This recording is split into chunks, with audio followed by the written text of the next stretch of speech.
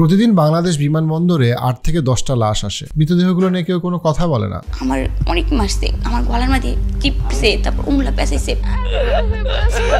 বেড়েছে নির্যাতন নিপীড়ন শিকার হয়ে মারা যাওয়া লাশ। মরদেহ এসেছে দুবাই থেকে। এই মৃতদেহগুলো আমাদের যে রেমিটেন্স যোদ্ধাদের। বাংলাদেশের অর্থনীতি নিয়ে কথা বলবেন, আপনি দেখবেন সবচেয়ে গুরুত্বপূর্ণ ফ্যাক্টর বাংলাদেশের অর্থনীতির গত 5 বছর ধরে বা তারও বেশি সময় ধরে, সেটা হচ্ছে রেমিটেন্স। সবচেয়ে সিগনিফিকেন্ট ফ্যাক্টর। রেমিটেন্স যদি অর্ধেক হয়ে যায়, দেন বাংলাদেশের ইকোনমি ওইখানেই আস্তে আস্তে শেষ হয়ে যাবে। আবার রেমিটেন্স যদি ডাবল হয়ে যায়, দেন বাংলাদেশের ইকোনমি কোনো প্রবলেম থাকবে না। এবং আমরা যদি গ্রাফে খেয়াল করি, আমরা দেখব 2019 সালে যেখানে আমাদের রেমিটেন্স ছিল 18.36 বিলিয়ন, সেটা 2021-এ এসেছে 22.21 বিলিয়ন এবং 2023-তে এই বছরে আমরা আশা করছি সেটা $23 বিলিয়ন হিট করবে। কিন্তু এই রেমিটেন্স যোদ্ধা আমাদের বাংলাদেশি ভাই বোনেরা যখন লাশ হয়ে দেশে ফিরে, তখন সেটাকে কেউ গুরুত্ব দেয় না। কেন লাশ হলো, তাদের নিরাপত্তা কোথায়, তাদের সুবিচার, তাদের কান্না কেউ শুনে না। আজকে এই বিষয়ে কথা বলবো। এই বছরের জুন মাসে, শুধুমাত্র জুন মাসে $2.2 বিলিয়ন রেমিটেন্স আসছে। এই বছর ওয়ার্ল্ড ব্যাংক ধারণা করছে যে $23 বিলিয়ন রেমিটেন্স আসবে, যেটা বাংলাদেশে কোনো দিন আসে নাই। কিন্তু এই রেমিটেন্স যারা আনছে তারা কতটুকু স্কিলড, তারা কতটুকু নিরাপত্তা পাচ্ছে, তারা যখন বিপদে পড়ে, তারা যখন অসহায়, তারা যখন সুইসাইড করে, তারা যখন মাত্র 30 বছর বয়সে একটা অসহনীয় পরিবেশে কাজ করার কারণে তারা মারা যায় বা পঙ্গু হয়ে যায়, তখন আমরা কি তাদের কোনো খেয়াল রাখি, কোনো খবর রাখি? আপনি কি বলতে পারেন পৃথিবীর কোন দেশে মানুষ সবচেয়ে বেশি রেমিটেন্স আয় করে? সেটা হচ্ছে আমাদের পাশের বন্ধু দেশ ইন্ডিয়া। আর আমাদের দেশ রেমিটেন্স ইনকামে 7 নম্বরে। কিন্তু ট্র্যাজেডিটা কি জানেন? ট্র্যাজেডিটা হচ্ছে ইন্ডিয়ান রেমিটেন্স যোদ্ধারা গড়ে প্রতি মাসে যেখানে প্রায় $400 আয় করে, সেখানে আমাদের ভাই বোনরা মাত্র $200 কিছু বেশি আয় করে পার মান্থ। পার্থক্যটা দেখেছেন? অর্থাৎ ইন্ডিয়ান রেমিটেন্স যোদ্ধারা ডাবল আয় করতেছে। এবং ইন্ডিয়ান যে স্ট্যাটিস্টিক্স, তাদের হেলথ কেয়ারের, ওয়েলবিইংয়ের রেমিটেন্স যারা আয় করতেছে, সেটা আমাদের দেশের মতো এতটা মর্মান্তিক না।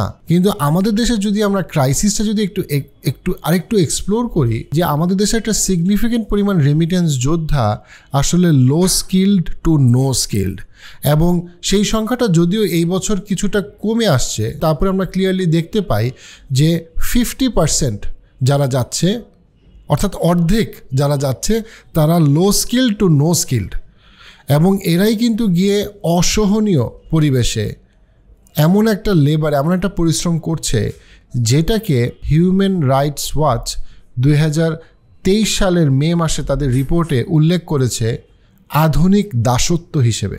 আমাদের বাংলাদেশিদের একটা বড় পপুলেশন একরকম আধুনিক দাসত্বের শিকার হচ্ছে। কিন্তু আমরা যখন তাদেরকে নিয়ে কথা বলি, আমরা শুধুই বলি, এই রেমিটেন্স কত আসলো, রেমিটেন্স কেন আসতেছে না, কবে রেমিটেন্স আসবে?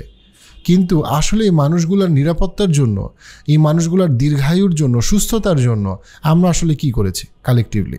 আমাদের দেশের বেশিরভাগ রেমিটেন্স যোদ্ধা কোন দেশে যাচ্ছে? হিস্টোরিক্যালি সবচেয়ে বেশি যায় সৌদি আরবে, তারপরে এই বছর মালয়েশিয়াতে প্রচুর যাচ্ছে, বাট আগে ইউএইতে, ওমানে প্রচুর যেত। ইনফ্যাক্ট আমাদের দেশের অর্ধেক রেমিটেন্স যোদ্ধা যায় আসলে মিডল ইস্টে। রিসেন্টলি আমরা দেখতে পাচ্ছি যে মালয়েশিয়াতেও অনেক যাচ্ছে। কিন্তু সৌদি আরব থেকে যেমন একদিকে হিস্টোরিক্যালি আমাদের সবচেয়ে বেশি রেমিটেন্স আসে, আবার সৌদি আরবে আমাদের দেশের রেমিটেন্স যোদ্ধারা প্রচুর পরিমাণে কিন্তু মানসিক এবং শারীরিক নির্যাতনের শিকার হচ্ছে। আমরা গ্রাফে দেখতে পাচ্ছি যে সৌদি আরব থেকে আমাদের 24% রেমিটেন্স এসেছিল, আবার সৌদি আরব থেকে কিন্তু আমাদের মৃত্যুর হারও বা অ্যাবিউজের হারও সবচেয়ে বেশি। আপনি চিন্তা করতে পারেন 28 থেকে 30 বছরের আমাদের দেশের অনেক রেমিটেন্স যোদ্ধা মারা যায় হিট স্ট্রোকে, সুইসাইডে অথবা কার্ডিয়াক অ্যারেস্টে। কেন 28 থেকে 30 বছরের কিছু মানুষের এই সমস্যা এত বেশি হবে? তো স্বাভাবিক না। কারণটা হচ্ছে তাদের যে অকুপেশনাল হ্যাজার্ড, এই অকুপেশনাল হ্যাজার্ড অস্বাভাবিক। একদিকে যেমন তাদের পেমেন্টটা করা হয় খুবই কম, ইভেন এরকম অনেক ইনসিডেন্ট নোট করা হয়েছে যে তাদেরকে বেতন দেওয়া হয় নাই, এবং যখন তারা বেতন চেয়েছে তখন তারা নির্যাতনের শিকার হয়েছে এবং তারপরে তারা কোনো সুবিচার পায়নি। ইভেন তারা সুবিচারের জন্য কার কাছে যাবে? সো আমরা যদি ওভারঅল সিচুয়েশনটা দেখি, যে প্রচুর নারী রেমিটেন্স যোদ্ধা বাংলাদেশে ফিরে এসে সম্পূর্ণভাবে মানসিকভাবে বিপর্যস্ত হয়ে গিয়েছে এবং গত 6 বছরে আমরা দেখতে পেয়েছি যে একটা সিগনিফিক্যান্ট পরিমাণ পপুলেশন কিন্তু সুইসাইড করেছে যারা রেমিটেন্স যোদ্ধা, কিন্তু তাদের সুইসাইডের খবর কখনোই আমাদের দেশে আসে না এবং শুধুমাত্র এতটুকুই বলা হয় ও সুইসাইড করলে তার জানাজা পড়া যাবে না, দ্যাটস ইট, জানাজা পড়া যাবে না। বাট সে কেন সুইসাইড করবে? কেন তার জীবনে এমন একটা সিচুয়েশন আসবে যে সিচুয়েশন সে সুইসাইড করতে বাধ্য হবে? সে কি মানসিকভাবে অসুস্থ ছিল? তাকে কি প্রচণ্ড রকম নির্যাতন করা হয়েছিল? এমন কি হইতে পারে যে সে আসলে সুইসাইড করে নাই কিন্তু যেটাকে সুইসাইড বলে চালিয়ে দেওয়া হচ্ছে? অন্তত আমরা প্রচুর পরিমাণে যৌন নির্যাতনের যে অভিযোগ সেটা তো বহুবার আমরা বহু নারী রেমিটেন্স যোদ্ধার কাছ থেকে আমরা শুনতে পেয়েছি, বহুবার। যেমন আমরা যদি এই পত্রিকার খবরটা দেখি, 30% মাইগ্রেন্ট নারী শ্রমিক দেশে ফিরছেন অন্তঃসত্ত্বা হয়ে। অনেক ক্ষেত্রে তাদেরকে এমন এক পরিবেশে তাদেরকে কাজ করতে হয় যেখানে তাদের জন্য জীবনের ঝুঁকি নিয়ে কাজ করতে হয়, তাদের অনেকের প্রাণ চলে যায়। কিন্তু যখন তাদের প্রাণ চলে যায় তারা শুধু একটা সংখ্যা, তারপরে আরও নতুন লোক যায়, আবার গিয়ে সেই অসহনীয় পরিবেশে তারা কাজ করে কারণ তাদের কোনো উপায় নাই, এবং তারপরে তাদের অনেকে মারা যায় অথবা অনেকে পার্মানেন্টলি শারীরিকভাবে এমন একটা তাদের ডিসেবিলিটি হয় যে ডিসেবিলিটি থেকে তার রিকভার করার তেমন কোনো সম্ভাবনা নাই। তারা যখন কাজ করে তাদের অনেককে কাজ করতে হয় 12 থেকে 14 ঘন্টা। সো ILOর যে গাইডলাইন, সেই গাইডলাইন কোনোটাই তাদের ক্ষেত্রে মানা হয় না। কিন্তু তার কারণে তারা যদি কারো কাছে সুবিচার পেতে চায়, তারা কি সুবিচার পায় না। যারা মারা যায় তাদের ক্ষেত্রে যদি আমরা একটু অ্যানালাইজ করি যে কী কারণে তারা মারা যাচ্ছে, bureau of man power employment and training BMET এর তথ্য মতে বাংলাদেশে 48% মাইগ্রেন্ট ওয়ার্কারই লো স্কিল্ড।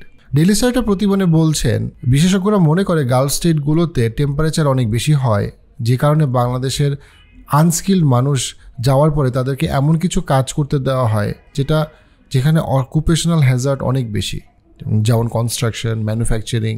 সো সেই জায়গাগুলোতে তারা যখন 12 থেকে 18 ঘন্টা কাজ করে, তাদের পরিবার থেকে তারা অনেক দূরে, এবং তাদের যে মানসিক চাপ, শারীরিক চাপ, তাদেরকে থাকতে হয় এমন একটা জায়গা যেটা একেবারেই গাদাগাদি করে তাদেরকে থাকতে হচ্ছে, সাফোকেটিং। সেখান থেকে তাদের মানসিক এবং শারীরিক স্বাস্থ্যর অধপতন হচ্ছে। এক্স্যাক্টলি কী চ্যালেঞ্জ আমাদের রেমিটেন্স যোদ্ধারা আসলে ফেস করেন? প্রথমত সেটা হচ্ছে কি যে দালাল চক্র। এই দালাল চক্র তাদেরকে কমিটমেন্ট দেয়, কমিটমেন্ট রাখে না, প্রচুর টাকা নেয় যে টাকার কোনো হিসাব নাই, এবং তাদেরকে অনেক ক্ষেত্রে এক দেশের কথা বলে, এক এলাকার কথা বলে, এক কাজের কথা বলে তাদেরকে আরেক কাজে নিয়ে যায়। যখন তাদেরকে নিয়ে যাচ্ছে তখন তাদেরকে একটা দাসের মতো করে ট্রিট করা হচ্ছে, এবং অনেকের ক্ষেত্রে যেহেতু স্কিলের অভাব তারা খুবই লো পেড জবগুলি তাদেরকে করতে হচ্ছে। ঠিক যেমনটা বলছিলাম, যেখানে একজন বাংলাদেশি মাসে $200 আয় করছে গড়ে, একজন ইন্ডিয়ান গড়ে আয় করছে $400। কেন?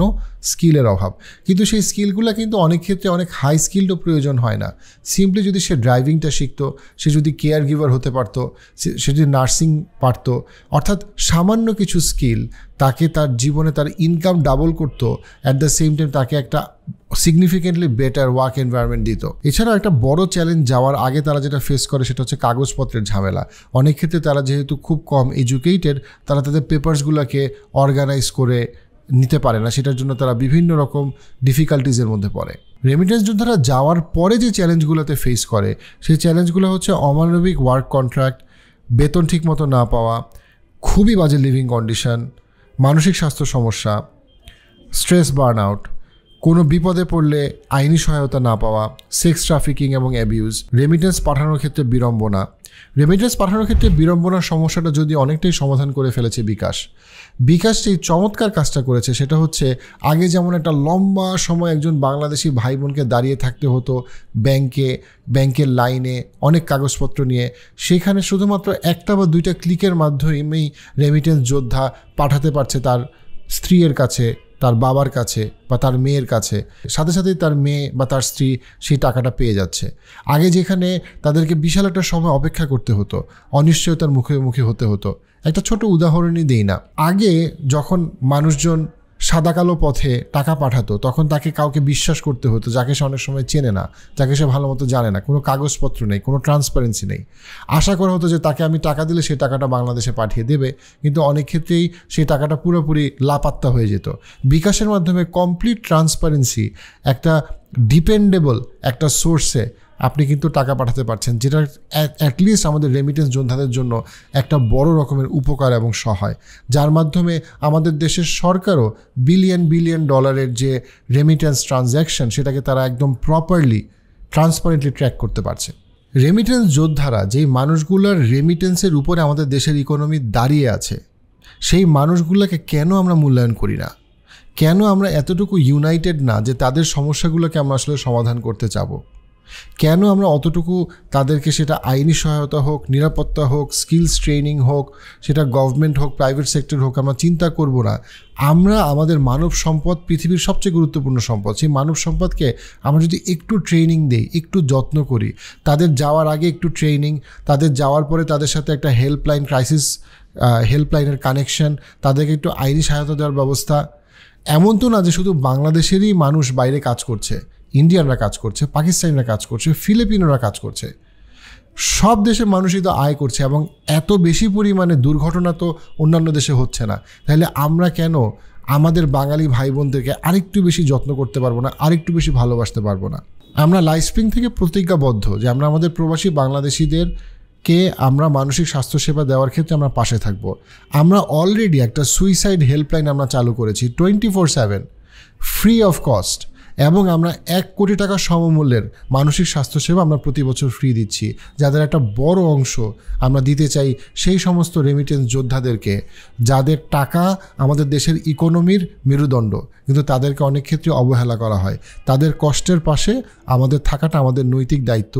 আসুন আমরা সবাই, সরকার এবং প্রাইভেট সেক্টরের সবাই, আমরা আবার রিথিঙ্ক করি যে এই রেমিটেন্স যেটা আজকে 23 বিলিয়ন, আজকে থেকে 5 বছর পরে সেটা 46 বিলিয়ন করা সম্ভব, কিন্তু এই রেমিটেন্স যোদ্ধাদেরকে যদি আমরা আরেকটু ট্রেনিং দিতে পারি, আরেকটু সাপোর্ট করতে পারি, তারা যেন মানুষ হিসেবে, শ্রমিক হিসেবে তারা যেন তাদের প্রাপ্য সম্মান এবং সম্মানটুকু পায়, তারা যেন দাসত্বের দিকে না যায়, সেই জায়গাটায় আমরা সবাই যদি এগিয়ে আসি, দেন আমরা সবাই অনেক ভালো থাকবো। এই ভিডিও ক্লিপসগুলো যদি আপনি মিস করতে না চান, পার্সপেক্টিভ ক্লিপসে সাবস্ক্রাইব করুন।